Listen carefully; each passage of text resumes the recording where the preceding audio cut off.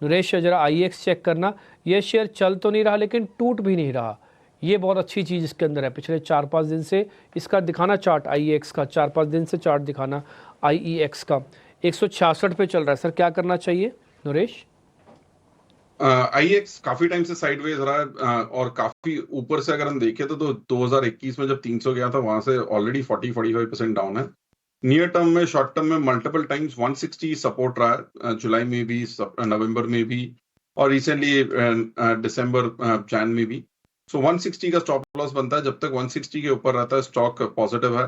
Bounce back में ऊपर में 180-85 एक रेजिस्टेंस है, तो एक 160 के स्टॉप लॉस से रिस्क रिवॉर्ड बाय बनता है।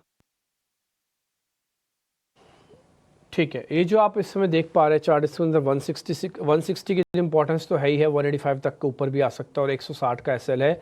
अगर आप देखेंगे भी ना तो उसके लास्ट ट्रेडिंग सेशन में जैसे 10 फेब, 11 फेब, 12 फेब, 13 फेब और 14 फेब लिखा हुआ बाकायदा, तो आप परसेंटेज में देख रहे होंगे आधा आधा 1% ही नीचे है, और अगर ऊपर भी हुआ तो फिर आधा % ही ऊपर है, यानी कि कुछ हो नहीं रहा।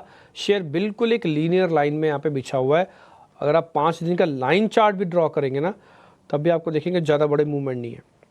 तो 160 का नियर बाय का सपोर्ट एरिया है, छोटा मोटा एक्सपेरिमेंट करना हो तो ठीक है, नहीं करना कोई बात नहीं, शांति से बैठे रहो। अगर ले रखा IEX तो आपको ये पता लग गया कि 160 के नीचे कमज़ोर होगा, बस इतना ही लेसन है। स्टॉक्स जहां पर फोकस होना चाहिए, ITC होटल्स गिरावट है, लेकिन नरेश जी इसमें कोई टेक इस वक्त बन रहा है या फिर इसे भी अवॉइड लिस्ट में ही रखा जाए?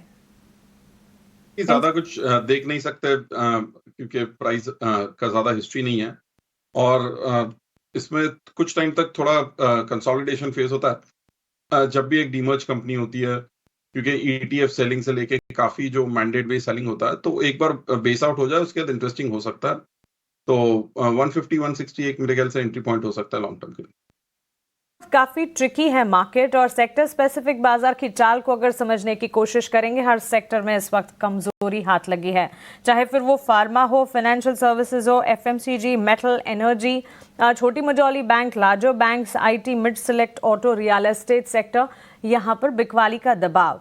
और इसके अलावा मेजर कंट्रीब्यूशन की अगर बात करें, कुछ तमाम फार्मा प्लेयर्स हैं जो कि बाजार को संभालने का काम कर रहे हैं। बड़े दिग्गज प्लेयर्स में सन फार्मा, एशियन पेंट्स, इंडसइंड बैंक, कोल इंडिया और टाटा मोटर्स पर नजर होनी चाहिए। यहाँ पर आपको देखेंगे ऑलमोस्ट 0.5% से लेकर 4% तक के गेंस, जहां सन फार्मा का स्टॉक करीब 4% तेजी इस वक्त दिखा रहा है।